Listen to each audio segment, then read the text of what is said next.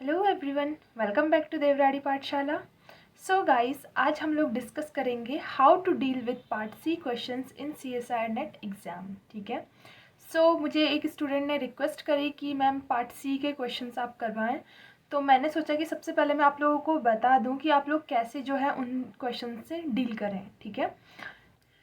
इस वीडियो में मैं आप लोगों को बताऊंगी कि पहले तो कि कैसे जो है क्वेश्चंस जो है कितने कितने मार्क्स के पूछे जाते हैं आपको पार्ट सी में, और फिर आप लोगों को किस किस टाइप के क्वेश्चंस जो हैं पार्ट सी में पूछे जाते हैं, और कुछ क्वेश्चंस के एग्जांपल लेकर मैं सॉल्व भी कराऊंगी। ठीक है, कि आप लोगों को ऐसे जो है वो डील करना है पार्ट सी के साथ में, क्योंकि पार्ट सी हमारा जो है बहुत ही इंपॉर्टेंट होता है, और यही पार्ट सी जो है हमारा डिसाइड करता है कि हमारा सिलेक्शन होगा या नहीं होगा। ठीक है। ये बहुत ही इंपॉर्टेंट है, इसीलिए यहाँ पे डिस्कशन करना बहुत ही ज़रूरी है। ऐसी ही मोर वीडियोस के लिए आप लोग जो है देवराड़ी पाठशाला को सब्सक्राइब कर सकते हैं, साथ ही साथ वीडियो को भी लाइक करें। अब हम प्रोसीड करते हैं अपनी वीडियो की तरफ। सबसे पहले मैं आप लोगों को पैटर्न बता देती हूँ, क्योंकि काफ़ी सारे स्टूडेंट्स मेरे चैनल पे नए हैं जो कि बेसिक से शुरू कर रहे हैं CSIR नेट की प्रिपरेशन को, तो मैं उनको स्टार्टिंग से बता देती हूँ कि कैसे जो है पैटर्न जो है वो एग्ज़ाम का होता है। ठीक है। सबसे पहले यहाँ पर जो है एग्ज़ाम में आपको एग्ज़ाम हमारा एक ही होता है, और वहाँ पर हमसे 3 सेक्शंस में क्वेश्चन पूछे जाते हैं। सेक्शन 1, 2 और 3, 3 अलग अलग सेक्शन होते हैं। सेक्शन 1 का नाम होता है part A, then part B and then part C. ठीक है। जो पार्ट ए होता है इसमें जो है न्यूमेरिकल एबिलिटी टाइप्स के क्वेश्चन पूछे जाते हैं, यानी रीजनिंग टाइप के, मैथमेटिक्स टाइप के, इस टाइप के क्वेश्चन जो है इस पार्ट ए में पूछे जाते हैं, जिसमें कि आपको टोटल क्वेश्चन जो गिवन होते हैं वो 20 होते हैं, लेकिन आपको अटैम्प्ट सिर्फ 15 करने होते हैं। ठीक है। Out of 20 you have to attempt only 15 question. हर क्वेश्चन 2 मार्क्स का होता है, इसीलिए जो टोटल मार्क्स होता है इस सेक्शन में वो होता है 30 मार्क्स। ठीक है। पार्ट ए आप लोगों का 30 मार्क्स का क्वेश्चन पूछा जाता है आपको पार्ट ए से।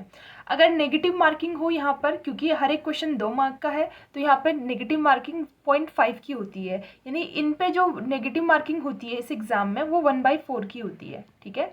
1/4 की हम कह सकते हैं, या 25% की कह सकते हैं। ठीक है। 25%, यानी अगर एक क्वेश्चन 4 नंबर का होगा तो 1 नंबर कट जाएगा, एक क्वेश्चन 2 नंबर का होगा तो 0.5 कट जाएगा। ठीक है। 1/4। ठीक है। नेक्स्ट जो सेक्शन आता है वो आता है पार्ट बी। पार्ट बी में आपको जो है वो 50 क्वेश्चंस पूछे जाते हैं। ठीक है। ये पार्ट बी में आप लोगों को जो है आपके जो है सिलेबस से रिलेटेड क्वेश्चन पूछे जाते हैं, जो लाइफ साइंस का सिलेबस है उससे जो है क्वेश्चंस यहाँ से आते हैं। ठीक है। और यहाँ पर जो है पार्ट बी में जो है आपसे डायरेक्ट क्वेश्चन पूछे जाते हैं, यानी मेमोरी बेस्ड टाइप के क्वेश्चंस आप लोगों से पूछे जाते हैं। ठीक है। तो यहाँ पे जनरली डायरेक्ट क्वेश्चन होते हैं, मेमोरी बेस्ड होते हैं, और ये इजी होते हैं। ठीक है। ज़्यादा टाइम इनको अटेम्प्ट करने में नहीं लगता है। आउट ऑफ 50 क्वेश्चन आपको 35 क्वेश्चन जो है अटेंड करने होते हैं। टोटल आपके पास 50 क्वेश्चन है, आपके पास चॉइस होती है, आपको सिर्फ 35 अटेंड करने होते हैं। 35 अटेंड करना है तो हर एक क्वेश्चन 2 मार्क का होता है, तो टोटल जो है वो 70 मार्क्स का क्वेश्चन जो है आपसे पूछा जाता है। यहाँ पर भी नेगेटिव मार्किंग आपकी 0.5 की होती है, क्योंकि 2 मार्क्स का क्वेश्चन हमारा पूछा जाता है। ठीक है। नेक्स्ट चलते हैं पार्ट सी की तरफ, जो कि बहुत ही ज़्यादा इंपॉर्टेंट है। हर कोई पार्ट सी से डरता है, और यही जो पार्ट सी है ये डिसाइडिंग फैक्टर है कि आप लोगों का सिलेक्शन होगा कि नहीं होगा। ठीक है। ये क्या होता है? Deciding factor. ये डिसाइड करता है कि आपका सिलेक्शन होगा या नहीं होगा। ठीक है। पार्ट सी ऐसा क्यों कह रही हूँ मैं? इसके 2 रीजंस हैं। ठीक है। सबसे पहला रीज़न है कि यहाँ पर जो क्वेश्चन पूछे जाते हैं, यहाँ पे आपको 100 मार्क्स के क्वेश्चन पूछे जाते हैं, यानी आपको 75 जो टोटल क्वेश्चन आपको दिए जाते हैं, जिसमें से कि 25 जो है आपसे पूछे जाते हैं। ठीक है। और 25 क्वेश्चन, यानी एक क्वेश्चन 4 मार्क का, तो यानी टोटल आपसे 100 मार्क के क्वेश्चन जो है पूछे जाते हैं। एक तो ये इंपॉर्टेंट रीज़न है, क्योंकि हाफ जो है मार्क्स आप यहीं से गेन कर सकते हो, और सबसे अच्छी बात है कि ये आपके सिलेबस से रिलेटेड है, और यहाँ पर चॉइस भी बहुत ज़्यादा दी जाती है आपको, यानी 75 में से लगाओ आप 50 क्वेश्चन आपको छोड़ना है, सिर्फ 25 करना है, यानी out of 75 you just need to attend only 25 question. ठीक है। तो सबसे पहला रीज़न इस पार्ट का हार्ड होने का ये होता है, ये मैं इसीलिए कह रही हूँ क्योंकि एक तो इम्पॉर्टेंट ये सेक्शन इसलिए हो जाता है क्योंकि यहाँ पे सबसे पहले तो हाफ मार्क्स इसमें से ही हमें गेन होंगे, यानी टोटल हमारा क्वेश्चन पेपर जो है 200 मार्क का होता है, तो 100 मार्क्स तो हमें पार्ट सी से ही मिलने वाले हैं। ठीक है। दूसरा ये पार्ट इसलिए इम्पॉर्टेंट होता है क्योंकि यहाँ पर आप लोग गलती नहीं कर सकते हो, यानी अगर यहाँ पर आप लोगों ने नेगेटिव करा तो आप लोगों को बहुत ज़्यादा नुकसान होगा, ठीक है, क्योंकि यहाँ पर नेगेटिव मार्किंग 1 की होती है यहाँ पर, क्योंकि हर एक क्वेश्चन आपसे 4 मार्क का पूछा जा रहा है और 1/4 की नेगेटिव मार्किंग है, तो 1 मार्क आपका डिडक्ट हो जाएगा, ठीक है। यानी अगर आप पार्ट बी या ए में 2 क्वेश्चन गलत करते हो तो आपका 1 नंबर कटेगा, लेकिन पार्ट सी में आप 1 क्वेश्चन गलत करते हो तो आपका सीधे सीधे 1 नंबर कटेगा, ठीक है। तो ये नेगेटिव मार्किंग ही है जो इसे खतरनाक बनाता है। तो इसीलिए कभी भी पार्ट सी में मतलब कभी भी तुक्का मत मारना, जब तक आप 100% श्योर ना हो तब तक कोई क्वेश्चंस अटेम्प्ट मत करना, ठीक है। यानी क्योंकि आपके पास चॉइस है, काफ़ी अच्छी चॉइस है 75 क्वेश्चंस की, तो 25 ऐसे चूज करना जिन पे आप श्योर हो, ठीक है। 25 में से 20 क्वेश्चंस तो आप ऐसे करना कि जिनमें आप 100% श्योर हो कि ये करेक्ट हो, ठीक है, क्योंकि यहाँ गलती की गुंजाइश नहीं है। अगर यहाँ नेगेटिव हो गया आपका तो ये आपको पूरा पीछे धकेल देगा और फिर आपका सिलेक्शन जो है वो रुक जाएगा, ठीक है। तो इसीलिए ये पार्ट 2 रीज़न से इम्पॉर्टेंट है। पहला तो इसमें 100 मार्क्स पूछा जाता है, दूसरा जो है इसकी नेगेटिव मार्किंग जो है, तो इसीलिए स्टूडेंट्स को ध्यान से सोच समझ के ये पार्ट अटेंड करना चाहिए, ठीक है। सो नेक्स्ट चलते हैं। अब हम डील कर लेते हैं कि किस टाइप के क्वेश्चंस जो है जनरली पार्ट सी में पूछे जाते हैं, ठीक है। जनरली पार्ट सी में आपको डिटेल क्वेश्चनिंग पूछी जाती है, ठीक है। जैसे पार्ट बी में आपको मैंने बताया कि आपके सिलेबस से रिलेटेड डायरेक्ट क्वेश्चंस या मेमोरी बेस्ड क्वेश्चंस आपसे पूछे जाएंगे, लेकिन पार्ट सी में क्या होता है, आपके सिलेबस से ही पूछा जाता है, लेकिन कोई भी क्वेश्चन आपको डायरेक्ट नहीं पूछा जाता है। जनरली आपको क्या पूछे जाते हैं, डिटेल में क्वेश्चन पूछे जाते हैं, क्वेश्चन की लेंथ बहुत ज़्यादा होती है, ठीक है। सो इस टाइप से जो है वो होता है। सो सबसे पहले टाइप का जो क्वेश्चन है, अब हमें डील करना है कि हम जो है इस पार्ट को इजी तरीके से कैसे सॉल्व कर सकते हैं, ठीक है। क्या हम तरीका अपना सकते हैं जिससे कि हम इजीली जो है मार्क्स जो है पार्ट सी से ग्रैब कर सकते हैं, ठीक है। सबसे अच्छी बात है यहाँ पे चॉइस है। आउट ऑफ 75 हमें सिर्फ कितने करने हैं, 25 क्वेश्चन हमें अटेंड करने हैं, ठीक है। सो हमें 25 ऐसे ढूंढने हैं जिनमें भी कि हम 100% श्योर हो। तो सबसे इजी तरीका जो मुझे लगता था जब मैं एग्ज़ाम देती थी, मैंने प्रैक्टिस करी, ठीक है, मैं अपना प्रैक्टिस टाइम पे जो भी यूज़ करती थी, तो मैं देखती थी जो मैच द फॉलोइंग वाले क्वेश्चंस होते हैं वो सबसे इजी होते हैं, ठीक है।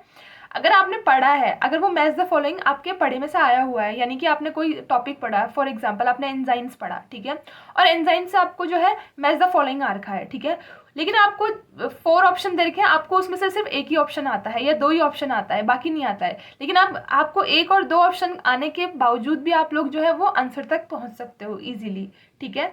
तो ये जो बेनिफिट होता है वो मैच द फॉलोइंग का होता है, ठीक है। तो सबसे इंपॉर्टेंट चीज़ है match the following. Match the following आपको जनरली जो है एग्जाम में 4 to 5 क्वेश्चन अराउंड जो है आपको मैच द फॉलोइंग के मिल जाएंगे, ठीक है। सो मैच द फॉलोइंग आप ज़रूर अटेंड करें, ठीक है, अगर आपके पढ़े हुए में से आया है तो, ठीक है। ये जो है आपको अच्छे से मार्क्स जो है वो गेन करवा सकता है, ठीक है।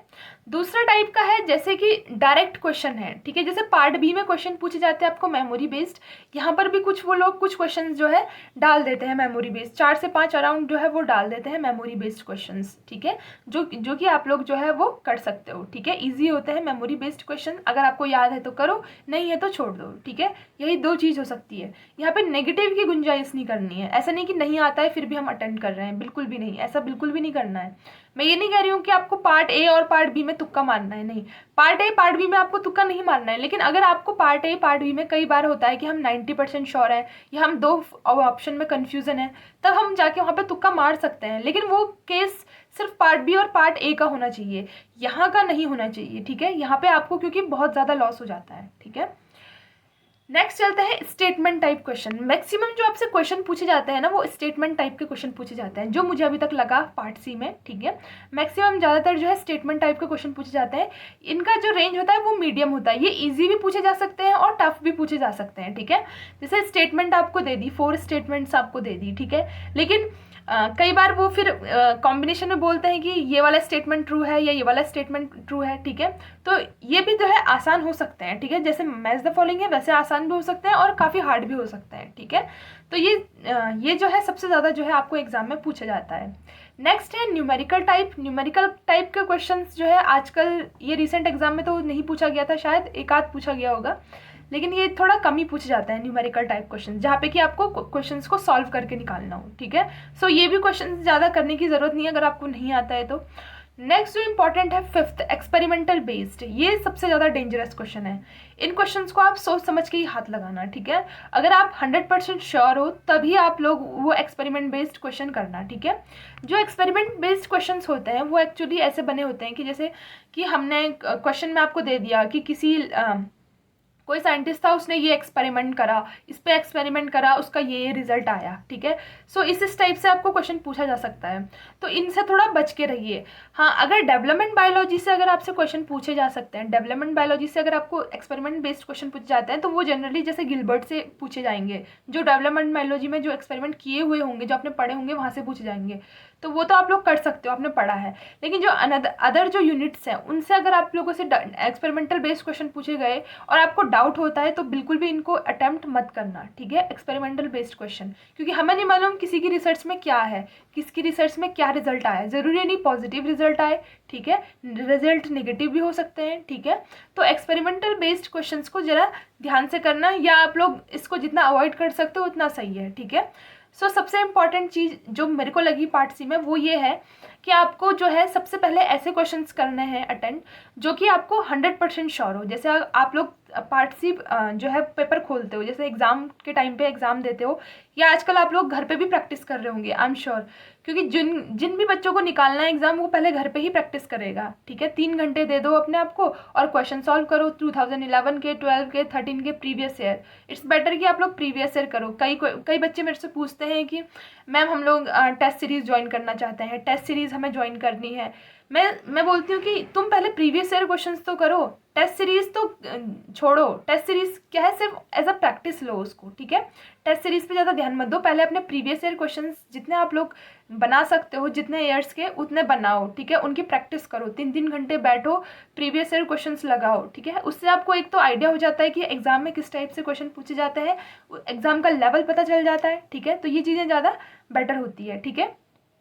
तो जैसे आप लोगों को क्या करना है, जैसे आप लोग एग्जाम हॉल में हो, ठीक है, आप लोगों ने पार्ट सी क्वेश्चन खोला, तो सबसे पहले आप ये मत, पहले क्वेश्चंस को देख के घबराना नहीं है, ठीक है।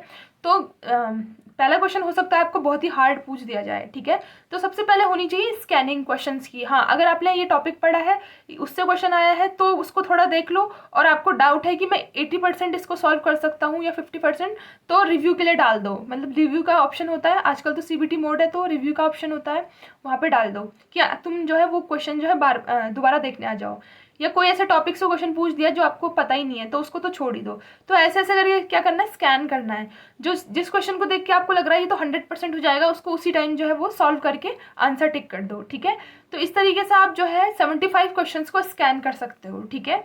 और एक और बात मैं आप लोगों को बता देती हूँ कि जो एग्ज़ाम है, अगर आप लोग पहली बार एग्ज़ाम दे रहे हो CBT मोड में, ठीक है, तो CSIR वाले क्या करते हैं, मतलब मैं जनरली अपना एक्सपीरियंस बता रही हूँ। मैंने 2 बार एग्ज़ाम दिया, एक फैब का दिया था 2022 का, और एक सितंबर का दिया था, ठीक है। तो इन्होंने फैब वाले एग्ज़ाम में क्या करा था, इन्होंने इंग्लिश हिंदी दोनों साथ में लिखी थी, ठीक है। तो आपको जैसे पार्ट सी में जो होते हैं वो लेंथी क्वेश्चंस होते हैं काफ़ी, जैसे स्टेटमेंट्स होंगी तो बहुत बड़ी बड़ी स्टेटमेंट्स थी, ठीक है। तो एक पेज में तो एक क्वेश्चन बिल्कुल भी नहीं था, एक क्वेश्चन जो है आपको 3-4 पेज में दिख रहा था, 3-4 पेज आपको स्क्रॉल करना पड़ रहा था, तब जाके आप एक क्वेश्चन ढंग से पढ़ पा रहे थे। और जो है बहुत ही ज़्यादा टाइम वेस्टिंग लगा मुझे, ठीक है। इसकी वजह से मेरा काफ़ी ज़्यादा टाइम जो है वो वेस्ट हुआ एग्ज़ाम में, ठीक है। तो 2022 फैब में तो बच्चों ने काफ़ी सारे बच्चों ने इस पे जो है CSIR को वो भी करा कि हाँ, कि ऐसे क्वेश्चंस मत बनाओ। हिंदी वालों को जो हिंदी सेलेक्ट कर रहे हैं उनको हिंदी इंग्लिश साथ में दे दो, जो इंग्लिश सेलेक्ट कर रहे हैं उनको सिर्फ इंग्लिश में दो, और एक क्वेश्चन कम से कम एक पेज में तो आप लोग जो है वो दे सकते हो, राइट। इवन दो आपको जो लाइन होगी क्वेश्चंस की वो भी जो है स्क्रॉल करनी पड़ेगी, इधर से इधर भी मूव करना पड़ेगा, हॉरिजॉन्टली भी वर्टिकली भी मूव करना पड़ेगा, ठीक है। तो हर डायरेक्शन में आपको मूव करना पड़ेगा क्वेश्चन पढ़ने के लिए, जो कि बहुत ही ज़्यादा टाइम वेस्टिंग है, ठीक है। तो उस टाइम पे शिकायत तो करी थी लेकिन कोई रिजल्ट हुआ नहीं। सितंबर 2022 में भी वैसे ही क्वेश्चंस पूछे गए थे, ठीक है। यानी वही पैटर्न था, कोई ऐसा नहीं कि एक पेज में आपको एक क्वेश्चन पूछा जाए, ठीक है। तो इसीलिए बी प्रिपेयर्ड, वहाँ पर आप लोगों को एकदम नया ना लगे, इसलिए मैं बता देती हूँ कि क्वेश्चंस इस तरीके से पूछे जाते हैं। सो बी रेडी, आपको अपनी पढ़ने की स्पीड जो है, क्वेश्चन पढ़ने की स्पीड बढ़ानी पड़ेगी, और ध्यान रखना पड़ेगा कि आप अपना टाइम पे जो है क्वेश्चंस जो है वो अटेंड कर लो, ठीक है। और इसीलिए पार्ट सी को सबसे पहले अटेंड कर लेना, ताकि पार्ट सी के क्वेश्चंस जो है वो आप लोगों के ना छूटें, ठीक है। सो ये एक बहुत बड़ी प्रॉब्लम है, मतलब ऐसे करके बच्चों का जो है काफ़ी ज़्यादा टाइम वेस्ट होता है, ठीक है। सो हम अपने क्वेश्चंस पे आते हैं, ठीक है। तो इस तरीके से सबसे पहले आपको स्कैनिंग करके 75 क्वेश्चन जो है वो स्कैन करना है, एकदम क्विक स्कैन में, ठीक है। फिर जो आपने रिव्यू के लिए डाले थे क्वेश्चन, फिर उनको सॉल्व करने की कोशिश करना है, उन पे दिमाग लगाना है, ठीक है। फर्स्ट स्कैन में आपको ऐसे क्वेश्चन देखेंगे जो डायरेक्ट क्वेश्चन होंगे, काफ़ी इजी होंगे, वो आप कर सकते हो। मैच द फॉलोइंग होंगे, वो आप कर सकते हो। कई स्टेटमेंट्स आपसे बहुत इजी पूछी जाएंगी, वो कर सकते हो। फर्स्ट स्कैन में आप अराउंड 15 टू 20 क्वेश्चन जो है इजीली कर सकते हो। 15 टू 20 क्वेश्चन भी कर लिए तो बहुत बहुत ज़्यादा है, ठीक है। और जरूरी नहीं कि आपको पार्ट सी में 25 आउट ऑफ 25 क्वेश्चन करने हैं, ऐसा भी ज़रूरी नहीं है। आप 21 भी कर सकते हैं, 22 भी, 23 भी, ठीक है, 24 भी। लेकिन ट्राई करना कि 23, 24 तक तो कर ही लो, ठीक है, ताकि आप लोगों का सिलेक्शन जो है वो कंफर्म हो जाए। लेकिन ये तभी करना जब आप 100% श्योर हो, ठीक है। 100% श्योरिटी में ही जो है क्वेश्चन अटेंड करना है, ठीक है। तो मैंने आपको कुछ ड्रॉबैक भी बता दिए, कुछ फ़ायदे भी बता दिए पार्ट सी के, आपको किस किस टाइप के क्वेश्चन पे ध्यान देना है, ठीक है, और क्या क्या आपको नहीं करना है, ठीक है। तुक्का बिल्कुल भी नहीं मारना है पार्ट सी में, तुक्का मारोगे तो सारे मार्क्स जाएंगे, ठीक है। तुक्के की तो बिल्कुल भी मत सोचना। और पार्ट सी में जनरली ना आपको थोड़ा डिटेल में पढ़ना पड़ता है, ठीक है। थोड़ा अगर आप लोग जो कोई भी टॉपिक आप लोग पढ़ते हो, जैसे एंजाइम पढ़ रहे हो, सेल साइकिल पढ़ रहे हो, ठीक है, तो थोड़ा डिटेल में आप लोगों को पता होना चाहिए कि कैसा जो है, क्या सिनेरियो है, क्या प्रॉपरली हो रहा है, ठीक है। पूरी स्टोरी एज ए स्टोरी उसको जो है पढ़ने की कोशिश करो। जितना ज़्यादा आप स्टोरी के फॉर्म में जो है चीज़ों को याद रखोगे, उतना आप लोगों के लिए बेटर होगा, ईजी टू अंडरस्टैंड होगा, ठीक है। सो ऐसे आप लोग कर सकते हो, ठीक है। सो मैं कुछ क्वेश्चंस भी लेकर आई हूँ कि किस टाइप से क्वेश्चंस आप लोगों से पूछे जा सकते हैं, ठीक है। सो चलते हैं क्वेश्चंस की तरफ। जैसे ये वाला क्वेश्चन है, ये सितंबर फर्स्ट शिफ्ट में पूछा गया था, अभी रिसेंट वाला जो एग्जाम हुआ था सितंबर 2022 का, ठीक है। सो ये मैच द फॉलोइंग का क्वेश्चन है, ठीक है। ये वैसे ऑलरेडी मैं कैंसर बायोलॉजी की जो लेक्चर्स हैं उस सीरीज है, उसमें मैं ये क्वेश्चन आपको पढ़ा चुकी हूँ, करवा चुकी हूँ, ठीक है, सब कुछ कर चुकी हूँ।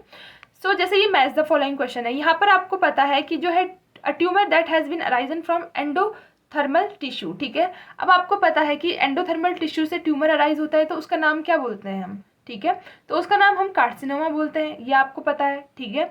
मेसोडर्मल से कोई अराइज होता है तो a tumour that has been arisen from mesodermal connective tissue, तो उसे हम सार्कोमा बोलते हैं। ये एकदम बेसिक सा वर्ड है जो कि हर किसी को नॉर्मली पता होता है।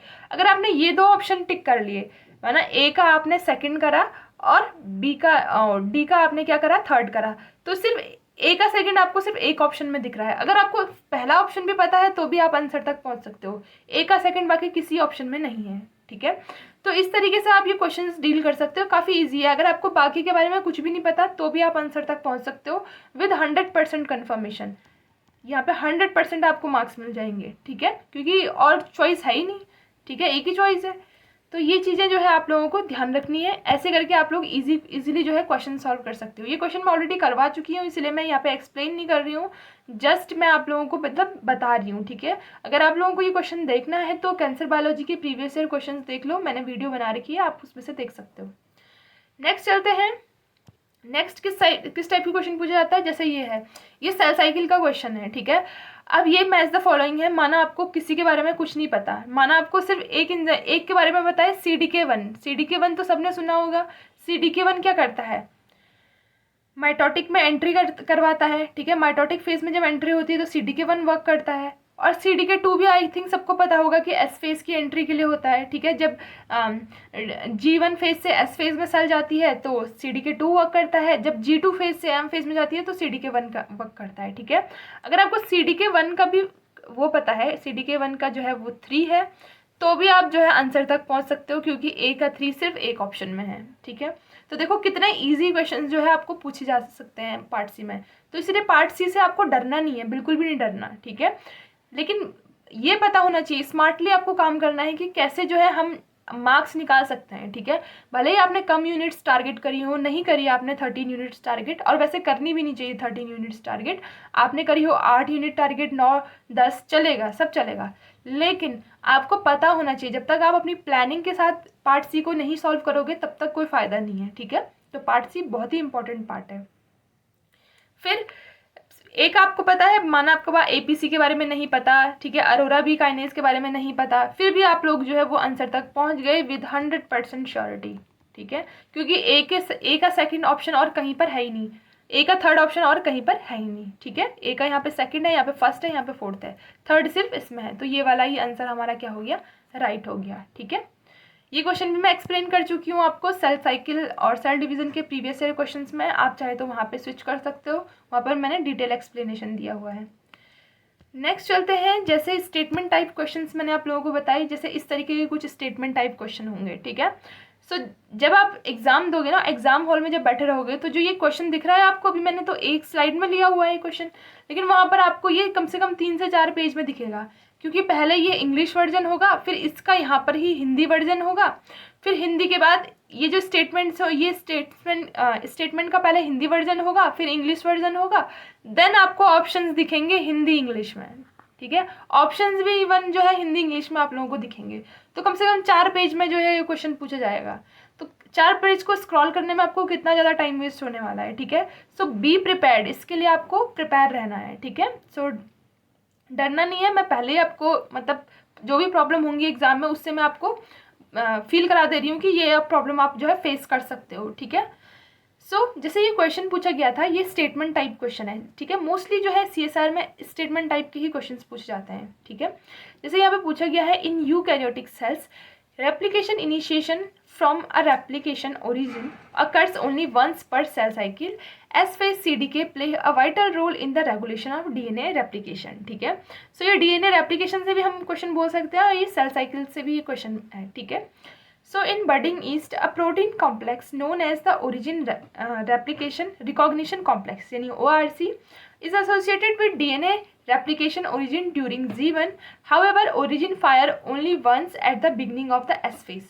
DNA replication doesn't start in G1 phase, ठीक है। तो ये तो पहले आपको वो दे दिया, पूरा थ्योरी दे दिया, ठीक है। अब ये पूछ रहा है कि डीएनए रेप्लिकेशन जो है जीवन में स्टार्ट क्यों नहीं होता है, ठीक है, वो एस फेज में ही जाके स्टार्ट क्यों होता है, ठीक है।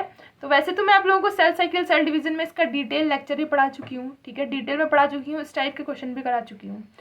तो होता क्या है, एस जीवन फेज में क्यों नहीं होता है, तो जो जीवन फेज होता है हमारा, ठीक है, उसमें क्या होता है, एमसीएम हेलिकेज हमारा रिक्रूट हो जाता है। एमसीएम हेलिकेज हमारा ओआरसी, जैसे हमारा जो है ये डीएनए है, ठीक है। मैं यहाँ पर आप लोगों को डायग्राम से समझा देती हूँ।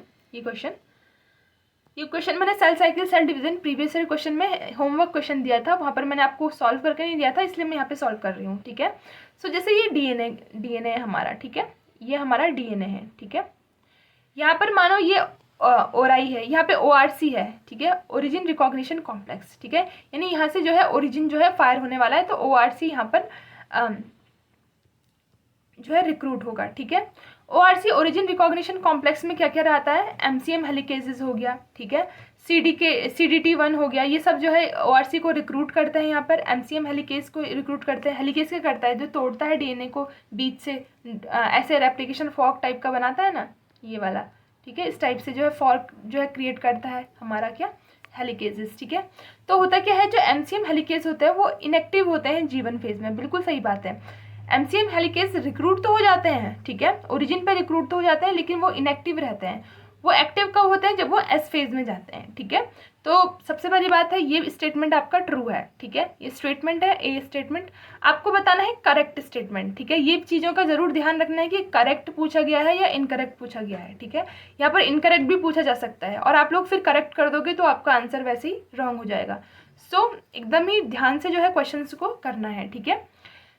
नेक्स्ट ऑप्शन है, spindle check point is active in G one phase. Spindle check point का एक्टिव इनएक्टिव होने से कोई फर्क नहीं पड़ता है डीएनए रेप्लिकेशन को, ठीक है। ये स्टेटमेंट तो कोई सेंस नहीं बन रहा है, ये क्या है, फॉल्स है। अब हमें पता है कि पहला स्टेटमेंट हमारा ट्रू है, यानी ए स्टेटमेंट हमें पता है 100% ट्रू है, ठीक है, क्योंकि एमसीएम हेलिकेज हमें पता है इनएक्टिव रहते हैं जीवन में, वो जाके एस में एक्टिव होते हैं, तभी तो जो है हमारा जो है डीएनए रेप्लिकेशन एस में स्टार्ट होता है। तो ए स्टेटमेंट तो हमारा ट्रू है। तो जिन जिन ऑप्शन में ए है, यानी फर्स्ट वाले में है और सेकंड वाले स्टेटमेंट, दोनों ऑप्शन में जो है हमारा ए ऑप्शन है। बाकी फोर्थ और थर्ड में जो ए तो है ही नहीं, तो ये तो वैसे ही कैंसिल आउट हो गए, ठीक है। अब हमारा बचता है फर्स्ट और सेकंड। फर्स्ट और सेकंड में हमें मालूम है बी स्टेटमेंट तो हमारा फॉल्स है, ये कोई सेंस बन ही नहीं रहा है, ठीक है। तो फर्स्ट हमारा वैसे ही रॉन्ग हो गया, हमारा आंसर क्या आ गया, 1 आ गया। सिर्फ 2 स्टेटमेंट पढ़ के मैं आंसर तक पहुंच गई, ठीक है। तो मैं इसलिए ये कह रही हूँ, मैं इस क्वेश्चन से ये बताना चाहती हूँ आपको कि आप स्टेटमेंट वाले क्वेश्चंस भी बहुत ईजी हो सकते हैं, ठीक है। हो सकता था यहाँ पर एक ही ऑप्शन से भी मैं आंसर तक पहुँच सकती थी, ठीक है। तो ये चीज़ें आप लोगों को ध्यान रखनी है, ठीक है।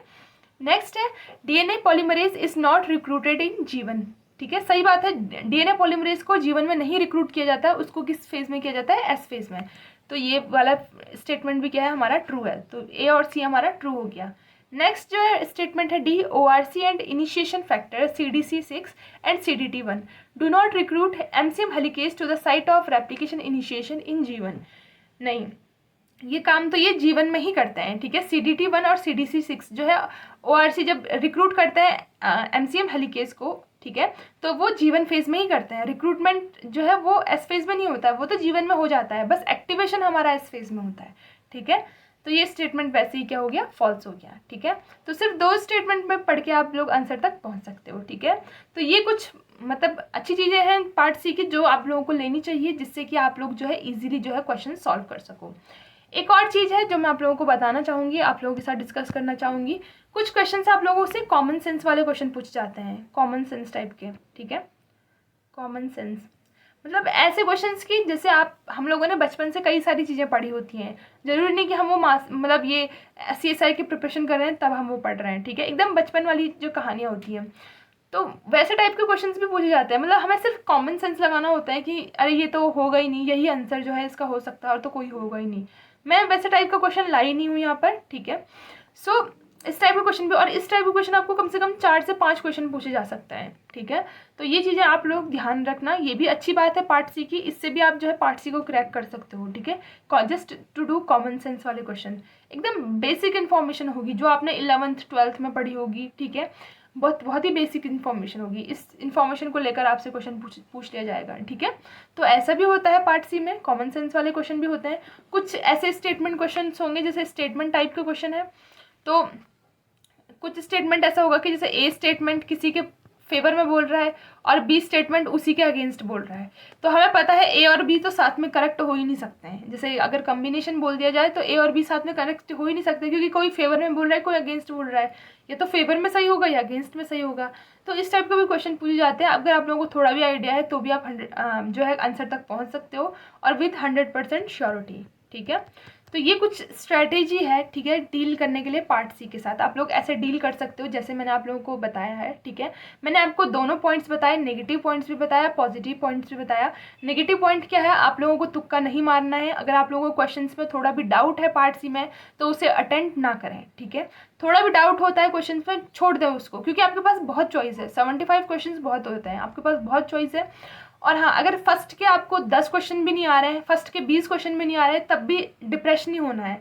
कई बार ऐसा होता है एग्जाम में कि आप लोगों को स्टार्टिंग में इतने हार्ड क्वेश्चन दिए जाते हैं आपको कि इंसान जो है बच्चा इतना डिप्रेस हो जाता है। फिर जो वो जैसे 10 क्वेश्चन आपको इतने हार्ड दे दिए जाए स्टार्टिंग के, और जब आप 11th करने जाओ, 11th भी हार्ड था लेकिन आपको उसे ज़बरदस्ती करना पड़ा क्योंकि आपको 10 क्वेश्चन का प्रेशर आ गया। तो ऐसा बिल्कुल नहीं करना है। जितने छोड़ सकते हो छोड़ो पार्ट सी में, ठीक है। नहीं आ रहा है छोड़ो, नहीं आ रहा है छोड़ो, वापस से स्कैन कर लेना एक और बार, ठीक है। लेकिन क्या करना है, हार्ड क्वेश्चन, जिन क्वेश्चन पर डाउट है उनको अटेम्प्ट नहीं करना है, ठीक है। ये अपनी जो है प्रैक्टिस में लाओ। आजकल भी आप लोग प्रैक्टिस करते होंगे तो इस हैबिट को अपने प्रैक्टिस में लाओ कि जिन क्वेश्चंस में भी डाउट है उनको अटेम्प्ट नहीं करना है, ठीक है। तो कुछ ये नेगेटिव चीज़ें हो गई कि आपको तुक्का नहीं मारना है, सोच समझ के क्वेश्चंस करने हैं, ठीक है। और आपको जो है क्वेश्चंस पढ़ने में लगने वाला है टाइम, क्योंकि आपको 3-4 पेजेस में जो है क्वेश्चंस पूछे जाएंगे, तो इसमें भी आप लोगों को डिफिकल्टी हो सकती है, ठीक है। पॉजिटिव पॉइंट्स क्या है कि आप लोगों को किस किस टाइप के क्वेश्चंस पे फोकस करना है। आप एक ऑप्शन से भी आंसर में पहुंच सकते हो। ऐसे क्वेश्चंस भी आप लोगों को मिलेंगे, हर एग्जाम में मिलते हैं। ऐसा नहीं कि अभी नहीं आते हैं, 2022 में भी आए थे, सितंबर वाले एग्जाम में कॉमन सेंस वाले क्वेश्चंस भी थे, ठीक है। ऐसे क्वेश्चंस भी थे जो कि एक स्टेटमेंट पढ़ो और आंसर पे पहुंच जाओ, ठीक है। तो हर एग्जाम में ऐसे क्वेश्चन आते हैं। बहुत इजी लेवल भी आता है, मीडियम भी आता है और हार्ड भी आता है। हमें हार्ड से कोई मतलब नहीं है, हमें डील करना है सिर्फ इजी और मीडियम से। इजी को हम जितना ग्रैब कर सकते हैं करेंगे, मीडियम के साथ हम थोड़ा सा डील करेंगे, थोड़ा टाइम लगेगा सोचने में, हम करेंगे डील। उसके बाद हमारे जो है 25 आउट ऑफ 25 क्वेश्चन जो है सॉल्व हो जाएंगे, ठीक है, बहुत ही ईजी तरीके से, ठीक है। सो आई होप आप लोगों को मेरा वीडियो पसंद आया होगा, ठीक है।